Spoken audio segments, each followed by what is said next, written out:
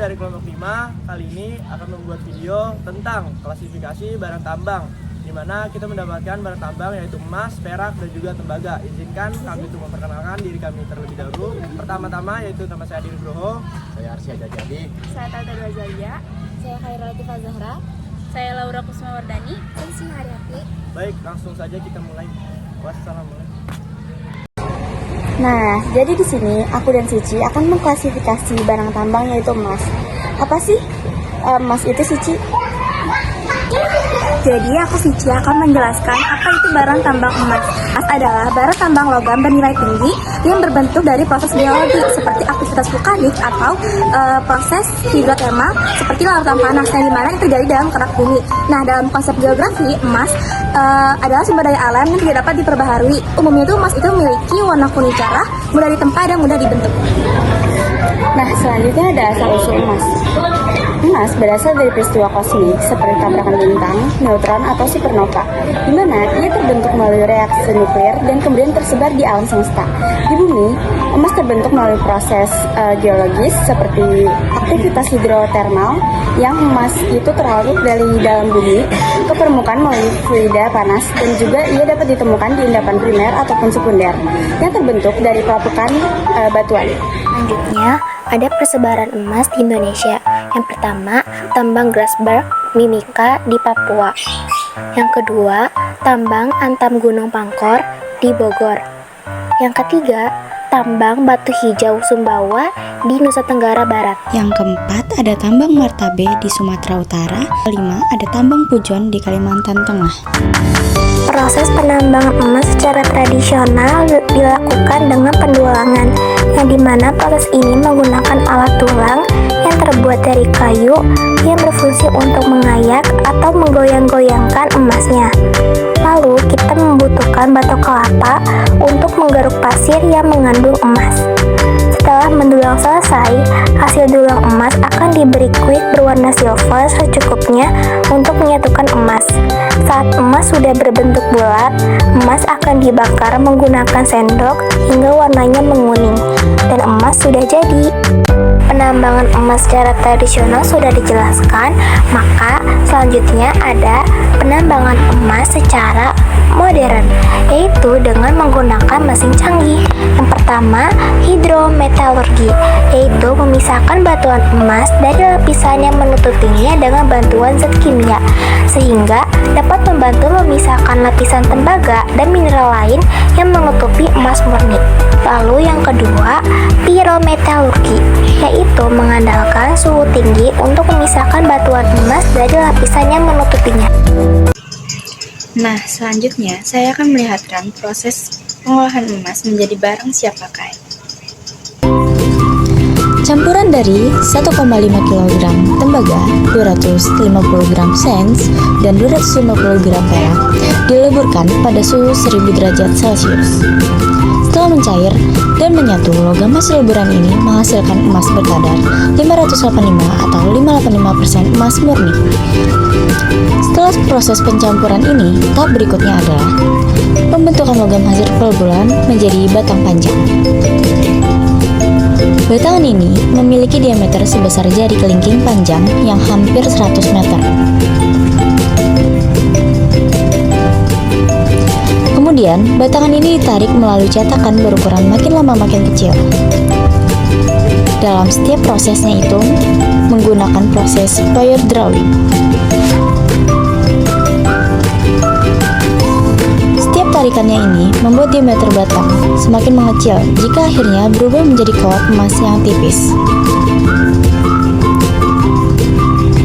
yang siap dirangkai menjadi mata rantai.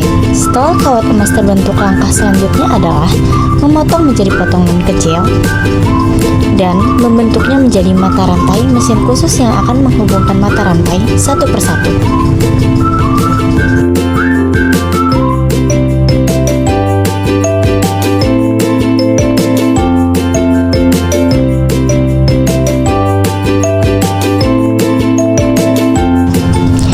Membentuk rangkaian rantai panjang, emas itu akan menjadi gelang ataupun kalung.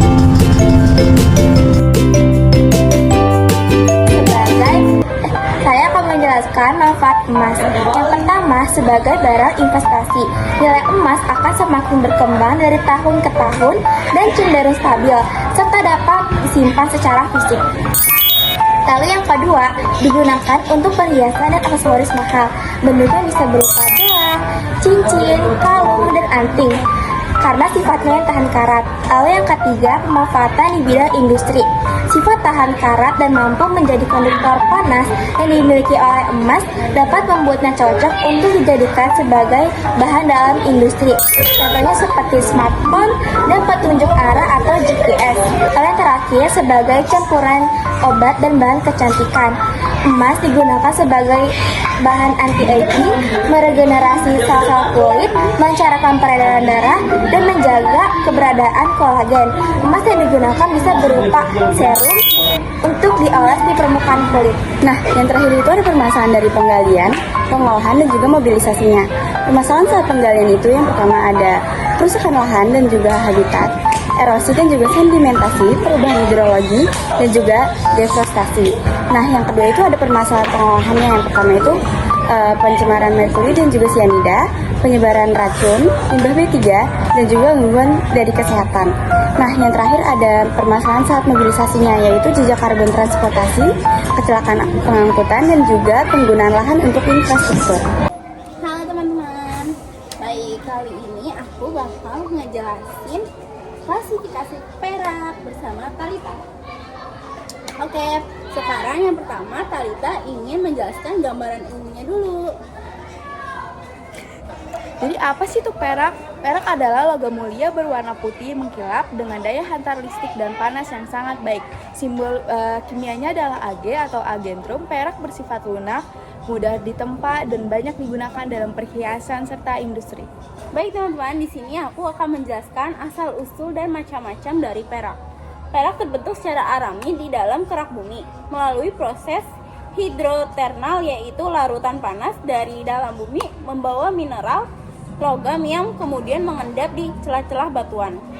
Nah, sekarang ada berbagai macam bentuk perak di alam.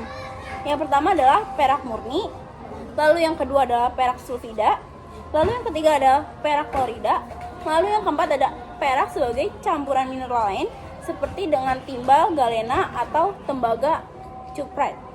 Jadi persebaran perak di Indonesia itu terdapat di beberapa daerah, ada di Papua, Sumatera Barat, Sulawesi Utara, Nusa Tenggara Barat, dan Kalimantan Timur dan Kalimantan Tengah. Baik teman-teman, sekarang saya akan menjelaskan proses penggaliannya atau eksploitasi.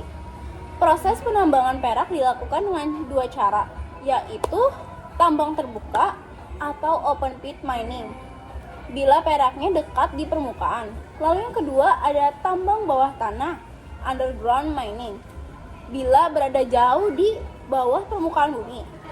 Setelah batuan mengandung perak diambil, hasil tambang dikirim ke tempat pengolahan untuk memisahkan logam perak dan mineral pengotornya. Jadi tahapan pengolahan perak dimulai dari pemisahan biji atau konsentrasi, di mana batuan dihancurkan lalu dipanaskan berdasarkan kandungan logamnya. Yang kedua ada proses peleburan atau smelting, biji perak dipanaskan dalam suhu tinggi agar logamnya terpisah dari kotoran. Yang ketiga ada pemurnian atau refining, dilakukan dengan cara elektrolisis agar diperoleh perak murni. Dan yang keempat ada pembuatan produk, di mana perak murni dibentuk menjadi batangan, perhiasan, komponen elektronik, atau peralatan medis. Teman-teman, sekarang yang keenam yaitu ada pemanfaatan dari perak. Yang pertama itu ada perhiasan dan alat makan. Yang kedua ada komponen elektronik dan baterai. Lalu yang ketiga ada bahan fotografi dan film. Yang keempat ada alat medis dan antiseptik. Lalu yang kelima koin serta panel surya. Lalu yang ketujuh ada permasalahan lingkungan. Saat penggalian, kerusakan tanah, hutan, pencemaran air. Lalu yang kedua saat pengolahan, emisi gas beracun dan limbah logam berat. Lalu yang ketiga saat ini mobilisasi, pencemaran, dan gangguan sosial di sekitar tambang. Sekian dari aku dan Talita. Terima kasih.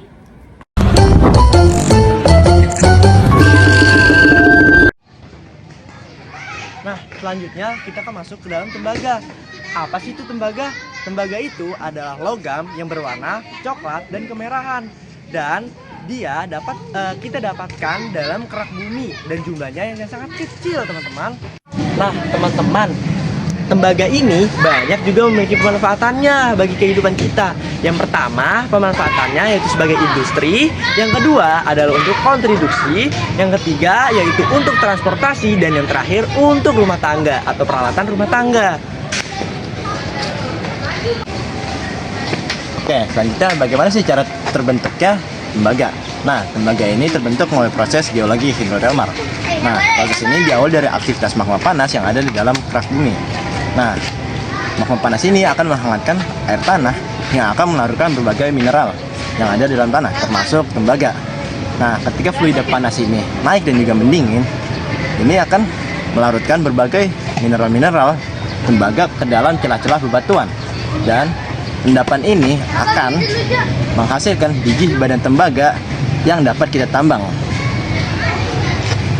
Nah teman-teman, kita masuk nih kepada permasalahan tembaga. Nah, permasalahan yang pertama yaitu gangguan ekologis, di mana ketika manusia berlebihan menambang tambang tersebut akan mencemari lingkungan dengan limbah yang sudah dikeluarkan tersebut. Nah, selanjutnya yang kedua adalah gangguan pada kehidupan manusia, di mana nanti manusia akan merasa kesehatannya berkurang karena hasil tembaga tersebut yang menyebabkan limbah menyakin berserakan di mana-mana. Dan yang ketiga itu adalah gangguan global, di mana ketika manusia berlebihan dalam menambang akan menyebabkan gangguan seperti longsor dan juga pastinya gempa bumi nih teman-teman. Nah, selanjutnya ada macam-macam tembaga. Yang pertama, macam-macam tembaga berdasarkan paduan atau campurannya. Yang pertama ada kuningan, yang kedua ada perunggu, yang ketiga ada tembaga nikel, yang keempat ada tembaga berilium, dan yang kelima ada tembaga aluminium. Nah, untuk macam-macam tembaga berdasarkan kondisinya itu ada 3. Yang pertama ada bare copper atau tembaga dasar, yang kedua ada tembaga dalung, dan yang ketiga ada tembaga daur ulang. Nah, selanjutnya potensi tembaga di Indonesia. Tembaga di Indonesia itu dapat ditemukan di Papua yang dilakukan oleh PT Freeport Indonesia. Selanjutnya ada di Nusa Tenggara Barat yang dilakukan oleh PT Aman Mineral Nusa Tenggara. Selanjutnya ada juga di Sulawesi Tengah dan juga Sulawesi Selatan. Dan yang terakhir ada di daerah Pongkor di Jawa Barat. Nah, selanjutnya masuk nih ke tahap dalam proses eksploitasi modern, di mana dalam proses ini tembaga akan mengalami penambangan, yang kedua yaitu penghancuran, yang ketiga adalah peleburan, dan yang keempat yaitu adalah pemurnian, dan yang kelima nantinya akan menghasilkan tembaga yang sangat murni dan juga bisa dimanfaatkan bagi pemanfaatan lainnya. Oke, baik. Terima kasih kepada teman-teman yang semua yang udah menyaksikan dari video ini dari kelompok 5. Kami kurang lebihnya mohon maaf. Wassalamualaikum warahmatullahi wabarakatuh.